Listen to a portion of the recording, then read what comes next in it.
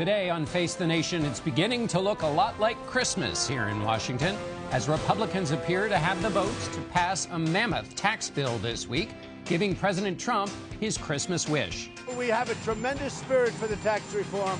This is going to be one of the great Christmas gifts to middle-income people. We'll take a look at the winners and losers in the tax bill and talk to Treasury Secretary Steven Mnuchin. Vermont Independent Senator Bernie Sanders says the bill will help the rich and hurt the middle class. The very wealthy are becoming much more wealthy while the middle class continues to shrink. And your solution is to give 62% of the benefits to the top 1%. We'll ask him about that and what the next step is for Democrats after Doug Jones's stunning upset over Roy Moore in Alabama.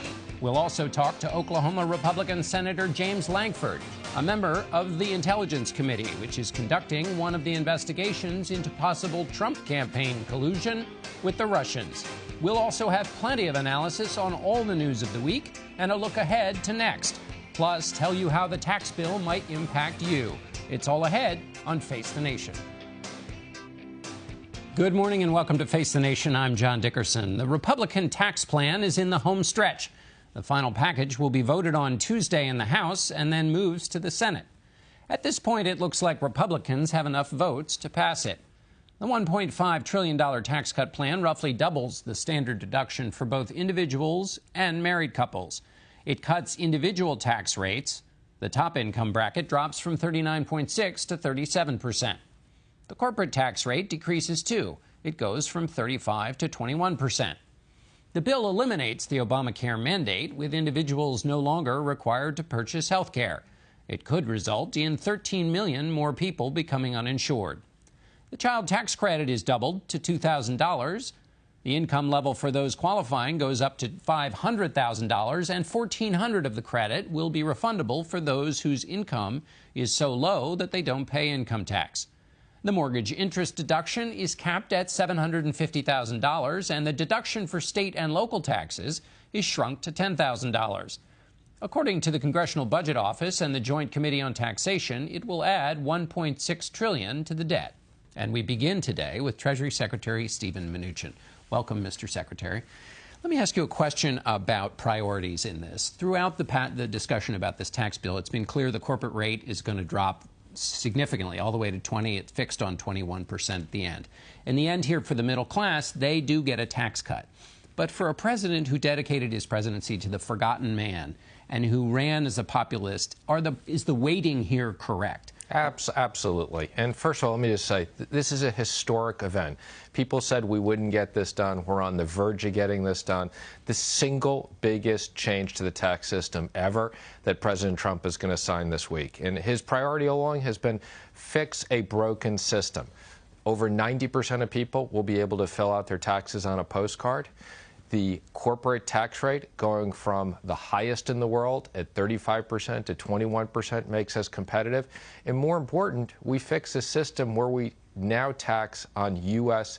income, which is all about creating U.S. jobs. We're going to bring trillions of dollars back onshore. Let me ask you, though, about the top rate is going down. The president at one point said the wealthy won't be getting a tax cut. Now they will, as it drops from 39.6 to 37. Now that balances out the deduction in state and local, but only for those people who live in high state and local tax states. So again, to this question of priorities. Mark Sanford, Republican from South Carolina, said from a truth in advertising standpoint, it would have been a lot simpler if we just acknowledged reality on this bill, which is it's fundamentally a corporate tax reduction and restructuring bill, period. What's your response to that? Not the case at all. Pass-throughs have the lowest rates they've ever had since the 1930s. That's a huge part of engine of growth of small and medium-sized businesses that are going to create lots of jobs. And this is about hardworking families that are going to see, starting in February, tax cuts. We're already working at the IRS to update the tax forms and update the tax charts, and they're going to see this in their paychecks in February. I guess the question is, it's not that the middle class will get no tax cuts. They will get a tax cut, but it's the size of the tax cut relative to the emphasis and size of what corporations will get through. Not every middle class family has a pass-through, obviously. Tom Cole, Republican from Oklahoma, told John Harwood of CNBC this: it just seems wrong when he was talking about the lack of tax cuts, say, help with payroll taxes, or the fact that the carried interest loophole remains. He said it just seems wrong. We'd be better off if there were more populist victories in there. President ran as a populist. The argument is there's just not as much as there could be for the middle class in this. It's not that they get nothing, but that the emphasis is skewed. I think that's just not correct. And people are going to see this in their paychecks. This is about the middle class. This is about working families. This is about child tax credits that are going up significantly. As you mentioned, refundable parts of the tax credits going up significantly. People are going to see their paychecks go up. People are going to see their wages go up. That's what this is all about. On the wages question, how soon do you think the argument you make is that with corporations, the tax is lower, they'll pass it on to workers and their wages, and then also they'll spend money on plants and equipment. How soon do you think that'll come? I think we'll see that this year. You already see the stock market at record highs. You see people's 401ks up substantially. But that's not wages. That's... No, I'm just saying. You already see companies in anticipation in the market. So you're going to see trillions of dollars come back, and I think you're going to see this year wages going up. Because Kevin Hassett, who is the chairman of the Council of Economic Advisors, said on this question of when businesses are going to pass this on to the middle class, he said if you go to the optimistic side of the literature, it could take 3 to 5 years. If you go to the pessimistic side, it would about double that. So that's optimistic 3 to 5. So this is being sold as a big Christmas present everybody's going to get, but really this benefit that will pass on in wages and plants and equipment, Kevin Hassett, the president's chairman of his economic advisors, says 3 to 5 years in the best case. Well, that's 3 to 5 years on this $4,500, but you're going to begin to see it right away. So you won't see it all come in. It will go in over 3 years, as Kevin anticipates. But for something that's being sold to people as wages are going to go up, happy days are here again, happy days, even in the best case scenario, and obviously there's a lot of debate about whether this will even turn out the way you've argued, even in a best case, we're talking 3 to 5 years for broad shared middle class prosperity as a result of the theory this is based on. Not the case at all. You're going to see happy days starting in February where hardworking families see that they have more money. That's something that's absolutely critical. You're going to see cuts anywhere from $2,000 to $4,000 for medium families with 2 kids. This is going to have a huge impact in the economy, and it's going to have a huge impact on American jobs. You're going to see that right away. Okay, difference between what people see in their taxes going down versus the paychecks. That's but let correct. me ask you this question. The president, another thing he campaigned on, central to his campaign, was that he was going to drain the swamp, get rid of special interests. Public Citizen reports that lobbyists have to disclose the things they're working on. 6,243 lobbyists have worked on tax-related issues. That's more than half the lobbyists in Washington worked on this. For a president who promised to drain the swamp, that seems like a lot of people working on taxes. Well, I think if it was up to the president, there'd be a lot fewer of them.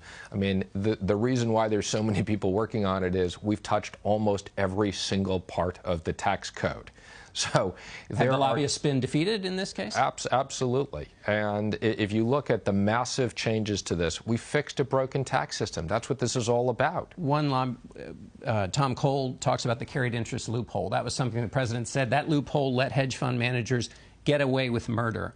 It's been tweaked a little, but it's still in there. Why was that worth keeping? Again, that was up to the House and the Senate. You know, the president likes the overall bill. There's obviously little parts of this bill that he would have tweaked differently himself. The fact that it's moved from 1 year to 3 years is definitely a step in the right direction. And the fact that it impacts a lot of small real estate developers. But, you know, as you said, the president couldn't get every single little detail he wanted. That was one of them that got left out. Okay, that's it. We're out of time. I really appreciate it. Great to see you. Thanks for being with us. And we're joined now by Vermont Independent Senator Bernie Sanders. He's in Burlington. Welcome, Senator. This looks like it's going to get passed through the Senate and the House and signed by the president, this tax cut bill. Is there anything more that opponents like you could have done to stop this? Well, I think we did everything that we could. But at the end of the day, what you had is people like Mr. Mnuchin, who himself is worth $300 or $400 million. The President of the United States, who is worth several $billion, as you mentioned, some 4,000 or 5,000 lobbyists doing everything that they could to write a bill which significantly benefits the wealthiest people in this country and the largest corporations. The latest analysis that we have seen suggests that 72% of the benefits go to the top 5%. My guess is that 60% of the benefits will go to the top 1%. And at the end of the decade, because the benefits for the middle class are temporary, while the corporate benefits are permanent, at the end of the decade, over half of the middle class will be paying more in taxes. What we are seeing here is a real massive attack on the middle class. And what I worry very much, John, is that if you listen to what the Speaker of the House, Paul Ryan, is talking about, what he is saying is that as a result of this bill, the deficit will go up by $1.4 trillion.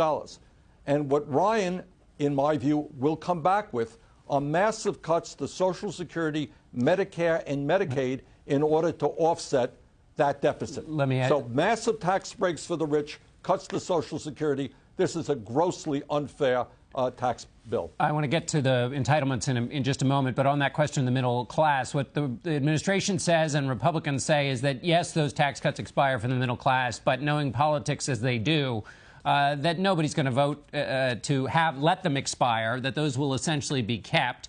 That seems pretty reasonable in the way Washington works. So is it really fair to say they're going to expire?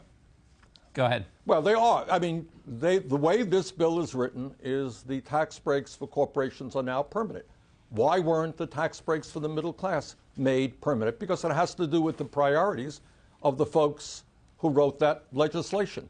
And their job is to represent multinational corporations and not working families.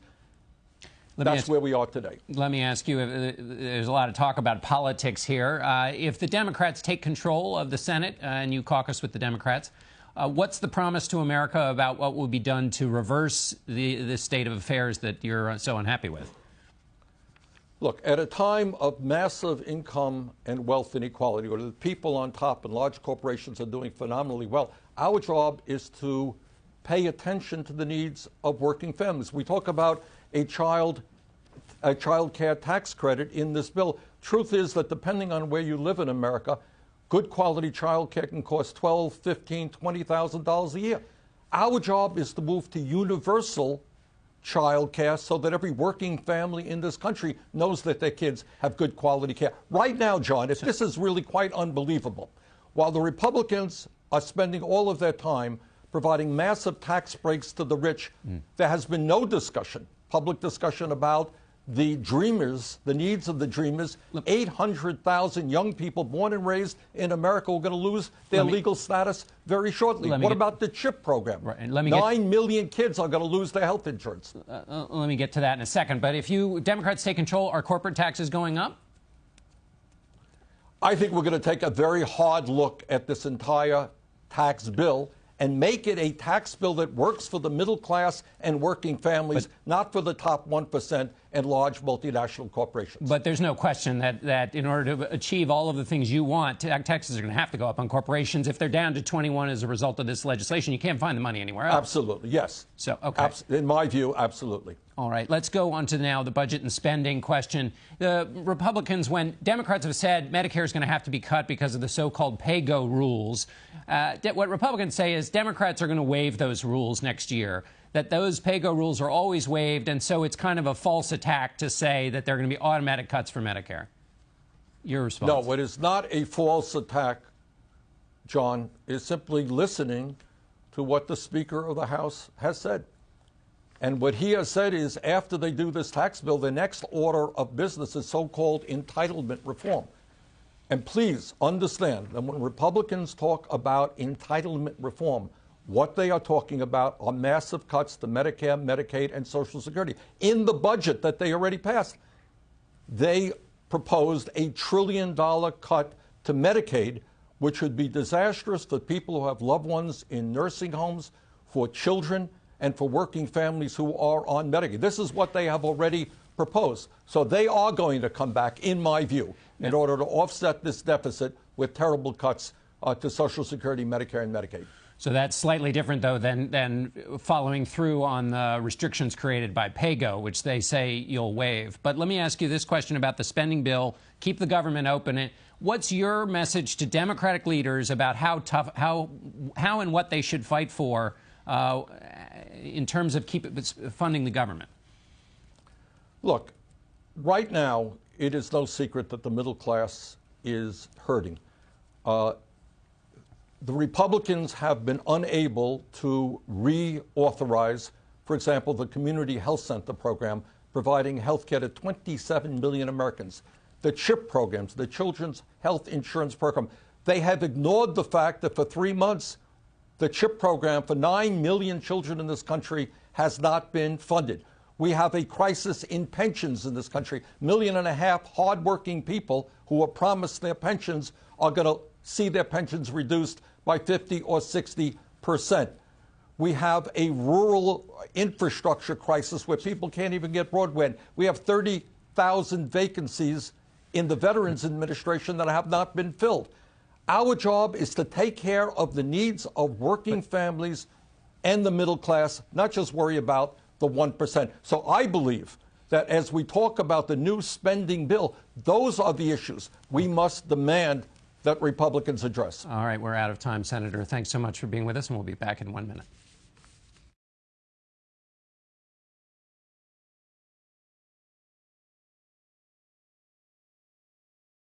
We turn now to Oklahoma Republican Senator James Lankford. He joins us from Oklahoma City. Welcome, Senator. I want to start with this tax cut bill. You have talked about the debt and deficit throughout your career.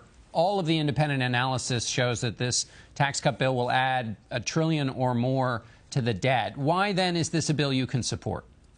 Actually, all the independent analysis doesn't note that. The Joint Committee on Tax does note that, but the Tax Foundation doesn't. There's a lot of others. We have 130 different sets of economists that are out there, and part of the challenge is always looking at which one is right. All of them are putting a forecast out there. All of them have different numbers. We have some as high as a 5% growth. We have some as low as 0.8% growth.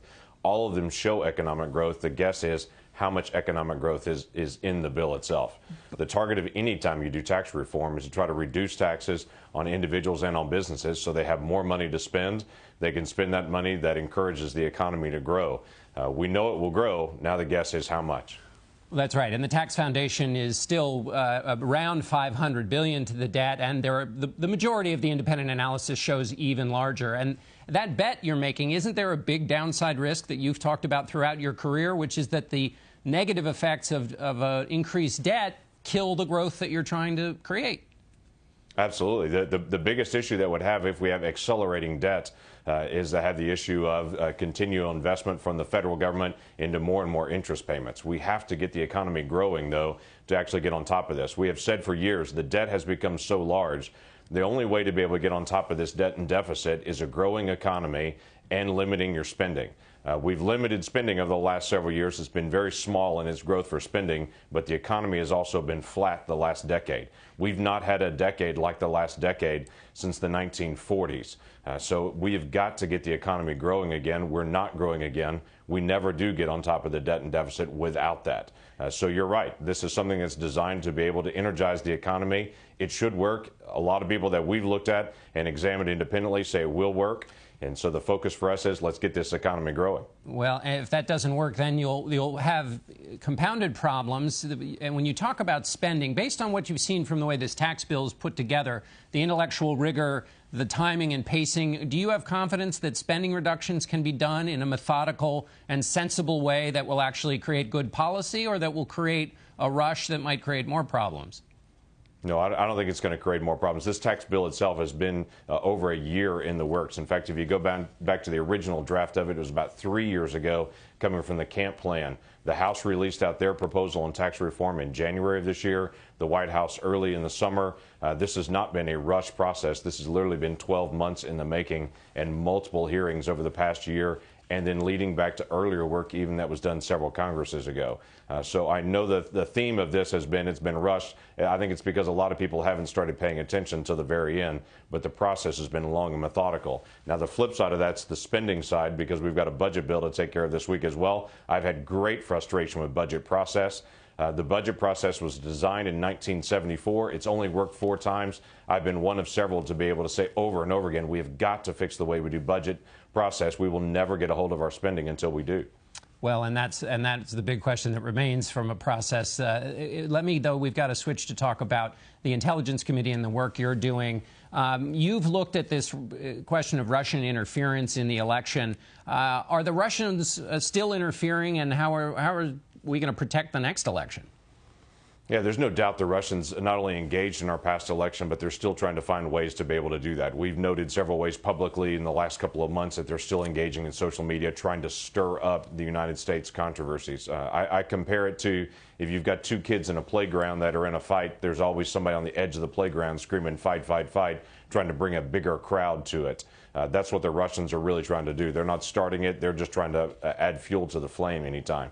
The key thing that I think needs to be done right now is a bill that's actually a bipartisan bill I'm working on to be able to finalize, hopefully this week, to be able to drop dealing with election security, helping states protect their own election security. FBI was much too slow, and Homeland Security were much too slow in notifying our states the last time that the Russians were trying to probe election systems. We've got to be able to do that faster. We've got to help states have a good, reliable, auditable election system that they can actually do themselves, and that the federal government and that all entities in those states can trust those election results. Let me ask you about the texts that were released this week from an investigator on the Mueller team. What's your opinion about those texts, one of which referred to an insurance policy? There's a lot of debate about that text and what exactly was meant by it. But how serious do you think this is in the context of the larger investigation that you know something about? I think it's serious anytime you have an investigator within an investigation that has an obvious political bias, whichever direction that goes. It's clear this individual within the Mueller team that was also on the Clinton email investigation team on the FBI in their leadership had a strong bias against now President Trump when he was candidate Trump, and was very clear about that. When that was discovered by the Mueller team, they fired him, appropriately so, and took him off of that team. But that is a big consideration. We expect the Justice Department to be blind and be fair to all sides, not have a clear political bias and express it so strongly. But given that Mueller took him off the investigation, do you think this taints the larger project he's doing, since you know the scope of that larger project? Yeah, it's very serious to be able to have someone inside. What they've got to determine is, was he directing the investigation one way or the other while he was on the investigation? Is that something they can go back and repair and look and see if there's any kind of bias that's in it? Obviously, I don't think it taints the entire process, but it certainly taints that season of it, and it's something you should look at with any political investigation that he was on at the time. Again, we want our FBI agents to be neutral and to be non-political, not very actively engaged politically. All right, Senator Lankford, thanks so much for being with us. Thank you. And we'll be back in a moment.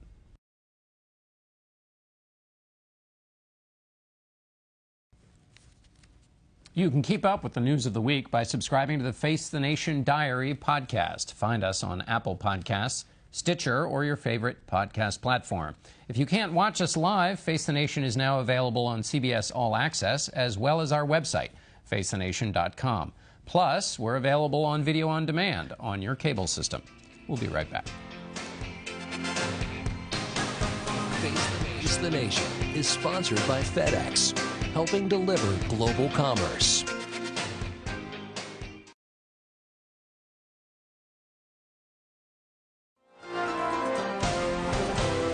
Welcome back to Face the Nation. For a closer look at the Republican tax bill and what it will mean for you, we turn to Richard Rubin. He covers U.S. tax policy for the Wall Street Journal. Welcome, Richard. I've been reading everything that you've been writing. So let's start just with the winners and losers at the end of the day here. Who are they? So in the big picture, the winners are corporations. Like you talked about before, the corporate rate is going to go from 35% to 21%. That's a real big win for the kinds of companies that have been paying close to that level. Think domestic retailers. Pass-through businesses also really win under this. Those are partnerships, sole proprietorships, S corporations. For a lot of them, they're going to get basically a 20% discount on their tax rates. They pay individual rates now. They still will, but they'll have a big new deduction.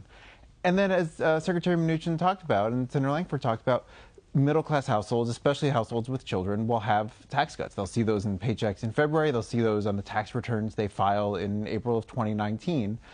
Those tax cuts are temporary. They expire at the end of 2025, and so that's something that I'm sure Congress will fight over for the next 8 years or so. The Secretary also mentioned that 90% would be able to fill their taxes out on a card. This is one of the big goals, simplification. What do you make of that claim? So what he's talking about is the number of people who would be able to move from itemizing to the standard deduction. Right now, about 70% of people take the standard deduction. This will push that up closer to 90% because the standard deduction will be larger, and there'll be fewer itemized deductions. That cap on state and local income taxes of $10,000 will limit that. That doesn't necessarily mean everyone's filing on a postcard. So it's simpler for those marginal itemizers you can think of, like people who itemize now and won't under the new system. It will be simpler, but some of those people in that group might actually end up paying more. So it'll be easier. You want to keep track of your deductions. Your ultimate tax bill might end up being higher, and so that's a trade-off. I don't know. Is that a trade-off you want to make? It's up to them. Right? And there's also work that you have to do before you get it on the card. Yeah. Look, I mean, when you talk about a simpler system, the simplicity is really about, well, what is a child that's eligible for the child tax credit? How do you calculate the earned income tax credit for low-income families? That's still really complicated. You can have a simple form, but behind that is a whole bunch of definitions and worksheets. What about on the corporate side and the pass-through side? There were a lot of claims about things that were going to be removed from the code. Is there simplicity on those two parts of this story? Look, the business side of the tax code is complicated because the world is complicated. You have to figure out how you should treat capital expenses. So there is some simplicity there in the sense that we've got these complicated depreciation schedules. And at least for the first 5 years, companies can write off investments right away. That is a big simplification. Getting rid of the corporate alternative minimum tax, that's a simplification. But the international provisions are new and novel and will take a lot of time for companies to figure out. The same with the pass-through businesses, who's eligible for that break and who's not. There's going to be a lot of work for tax accountants and tax lawyers in the days ahead. What did you make of covering this process? Give us your narrative story of how this went from the original promises that were made about it until the final stage we're in here now. I think what we saw is a lot of those original promises, the ones we saw during the campaign in 2016 and the early part of 2017, a lot of them happened, but some of them got jettisoned as they got toward the reality of needing to pass something. The failure on health care earlier in the year, I just don't underestimate how much that changed the Republican mindset in Congress. It went from, we need to pass our ideal tax plan to we need to pass something. And the desire to get to yes for lawmakers was high. So you had things like repealing the estate tax, repealing the alternative minimum tax for individuals, putting it in 3 tax brackets instead of 7. None of those things happened. They were making it revenue neutral, not adding to the deficit, which they talked about repeatedly earlier in the year. They just pushed those things aside and said, we've got to get something done, and this really became the art of the possible, not the art of the ideal for them. At the end of the stage, Marco Rubio seemed to kind of grab his moment, asked for the child tax credit to be refundable for those people who don't pay income taxes. First of all, how much of a policy difference did his stance make? What's the difference between what it would have been and what it is now? And then just kind of what did you make of that last little piece of drama?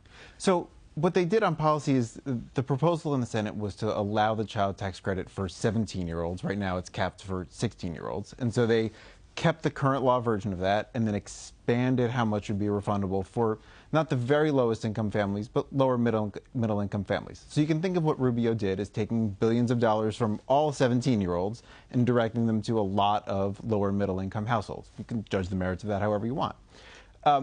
And look, he and Mike Lee of Utah were struggling with how to do this. They didn't seem like they wanted to take down the entire bill. They had the leverage to do that when it was in the Senate. But at that last moment, they were able to get more. Republican leaders did not want this in the bill initially. They didn't put it in the House bill or the Senate bill.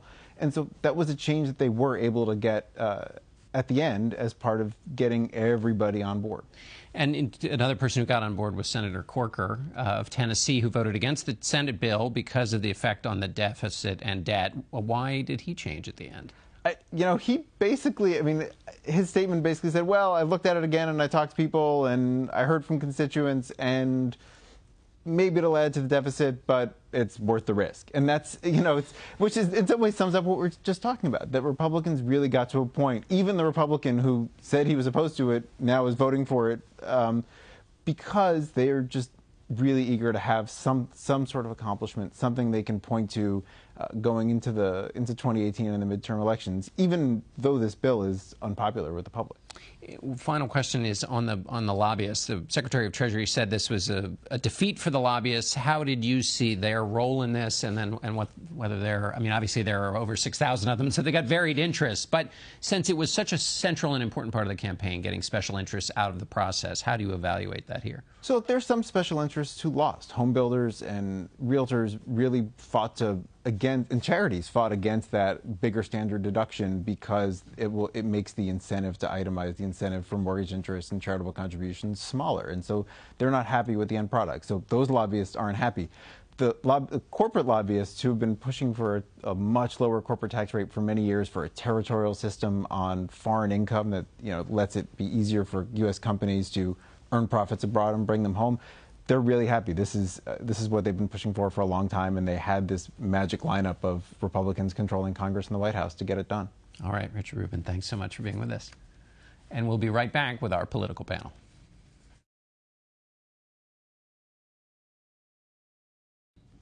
We turn now to our political panel to unpack the news of the week. Amy Walter is the national editor at the Cook Political Report. Jeffrey Goldberg is the editor-in-chief of The Atlantic. We're also joined by Slate Magazine's chief political correspondent and CBS News political analyst Jamelle Bouie. And Ben Domenech is the founder and editor of The Federalist. Before we get to policy, Ben, I want to ask you a question about Senator McCain, who's your father-in-law. How's he doing? Well, John, I'm happy to say that he's doing well. The truth is that, as anyone knows whose family has battled cancer or any significant disease, that oftentimes there are side effects to treatment that you have.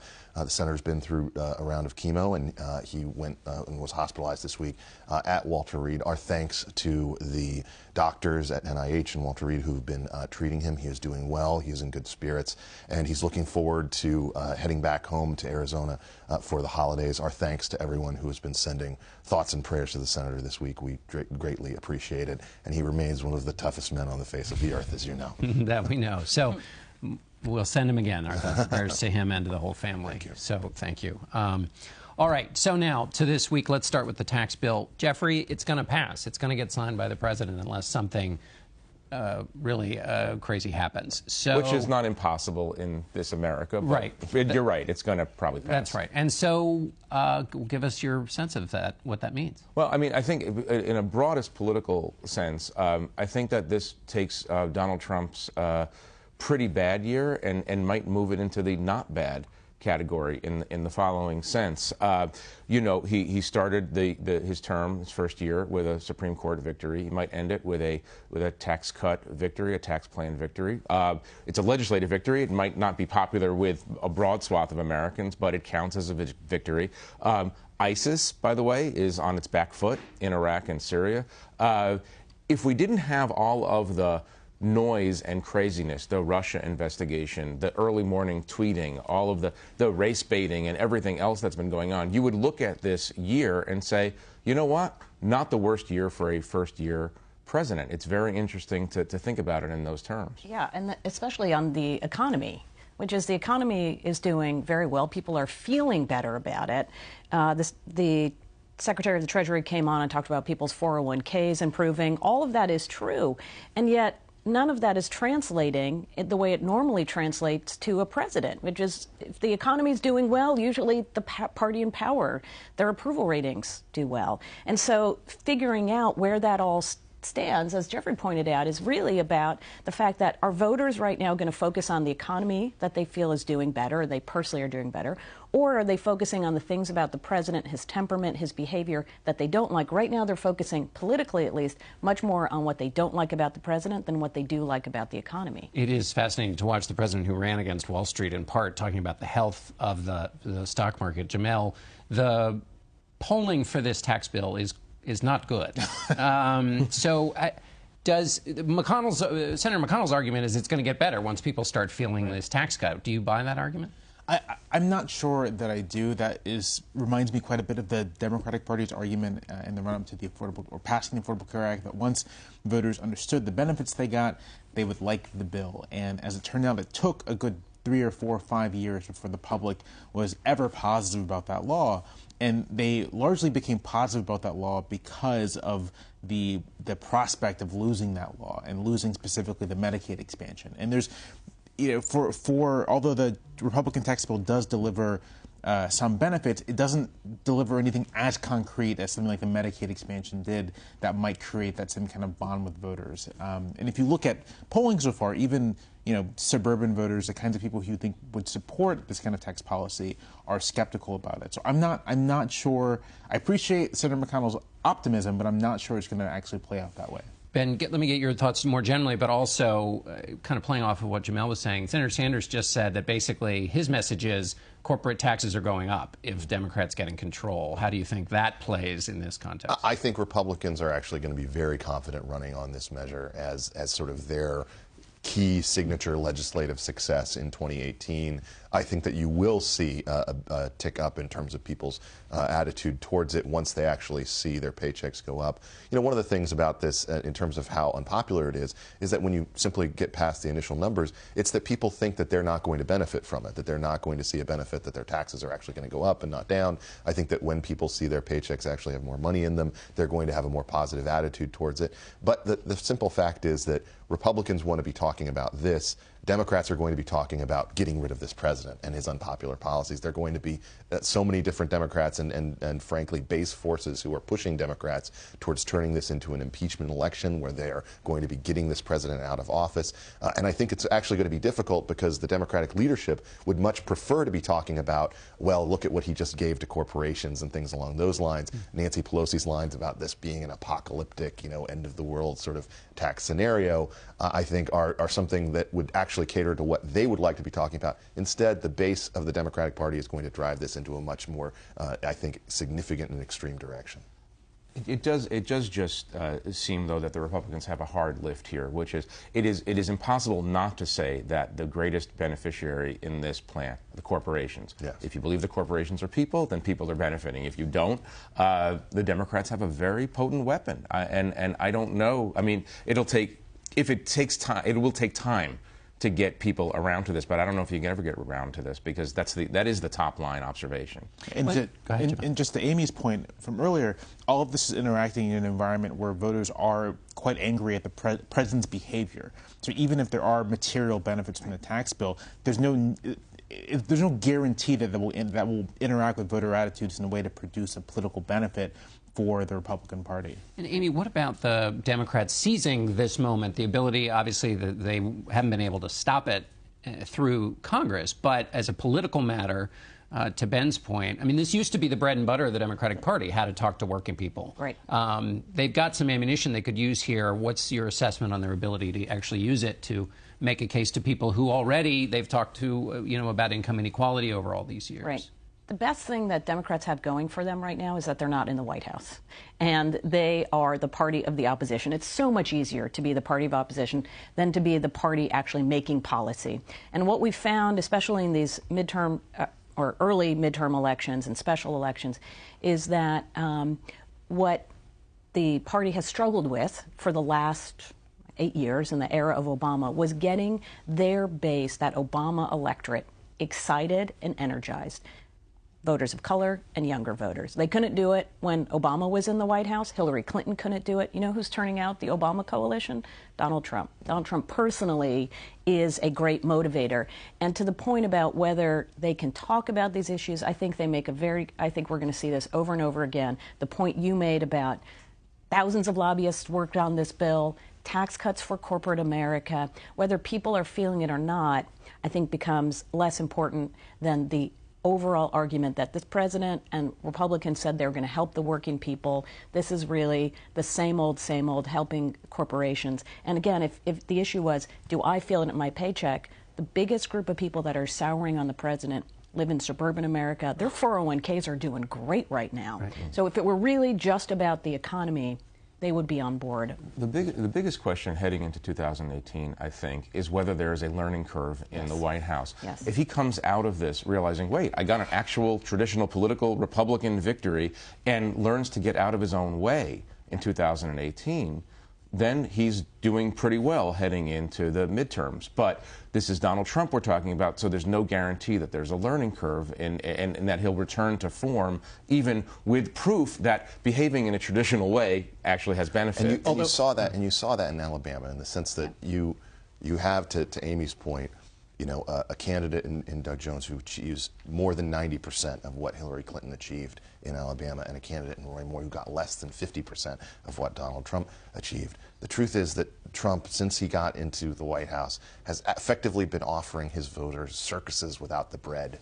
He's been giving them the same level of entertainment that they experienced during the 2016 election without actually delivering on a lot of his populist promises when it came to shifting the way that the Republican Party would prioritize things. And I think you see that totally with this tax bill. This is a very traditional Republican approach. It's not a breakaway from the kind of approach that you might have seen under a President Jeb Bush. And that's something that satisfies Mitch McConnell, satisfies Republican donors, but is not necessarily going to satisfy the same voters who said that Donald Trump was the kind of shift they wanted to see in the GOP. But what's interesting is that in Alabama, the voters who turned out for Roy Moore are the voters who are this working class populist base. They turned out for Roy Moore. The ones who didn't are these suburban voters. They're the ones whose support completely collapsed. And so I think there is an interesting question here of the degree to which the material circumstances of these white suburban voters in places like Alabama and Virginia, we'll see where else next year, seems to not matter as much for their political choices, that they're angry at Donald Trump for reasons that don't have anything to do with how they're doing in the pocketbook. Right. And so, Amy, could we have basically a policy-free 2018, which would be a disaster? Because for Democrats, they want to drive down the suburban numbers, which means reminding everybody of the most outrageous thing the president did recently, and because the base of the Democratic Party gets energized, as you already argued. So don't they want to basically keep the focus entirely on Donald Trump? They can make it on Donald Trump, but really they don't have to talk to their base and remind them why they don't like Donald Trump. The base is already pretty clear about how they feel about him.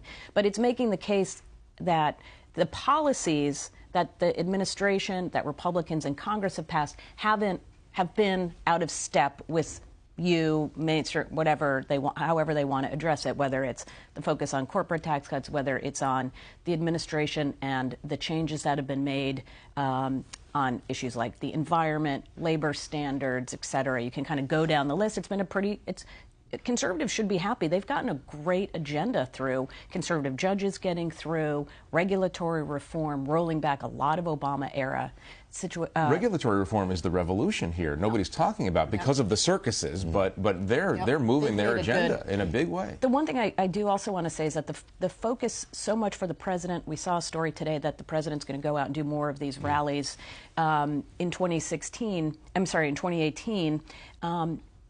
The challenge for him is not getting those people in the rallies to vote for him.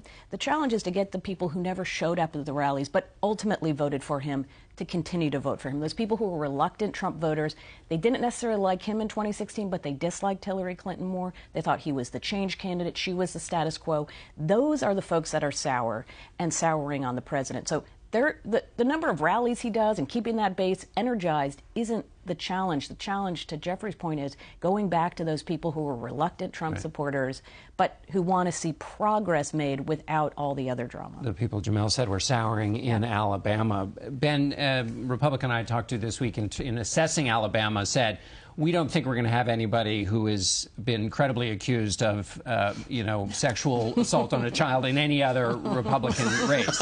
So, in other words, let's not overread Alabama. That makes sense to me. Well, it does make sense to me too, John. But I think, honestly, Republicans in the Senate were breathing a sigh of relief after Alabama. They did not want to be dealing with Roy Moore, particularly the concern that a lot of the different staffers there were expressing was, once he gets in here, will we ever be able to get rid of him? And they didn't feel like they could.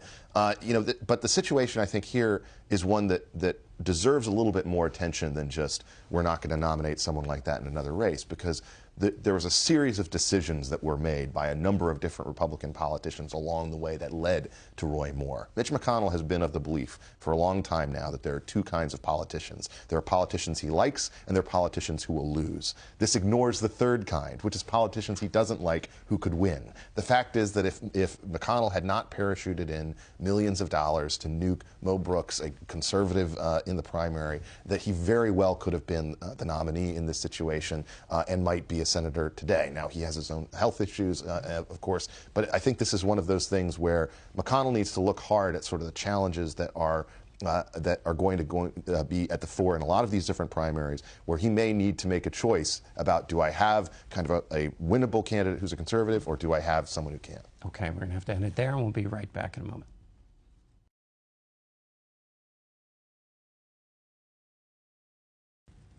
In all the swirl of news this week, it might have gone unnoticed that with the naming of Tina Smith as Al Franken's replacement, the number of women in the Senate will reach a record high. 22 women will serve next year. The culture of American life is changing at a rapid pace, from Hollywood to the restaurant kitchen to the corporate boardroom.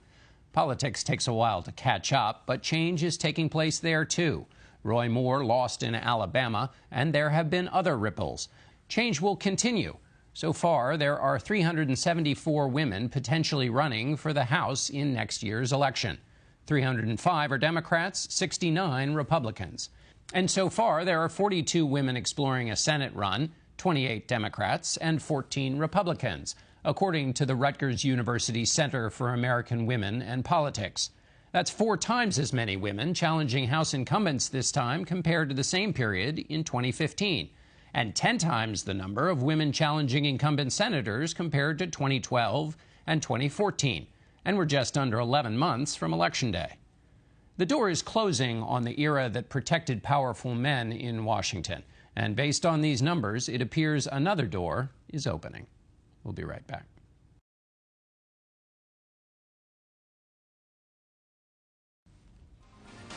That's it for this week. Join us again next week for Face the Nation. I'm John Dickerson.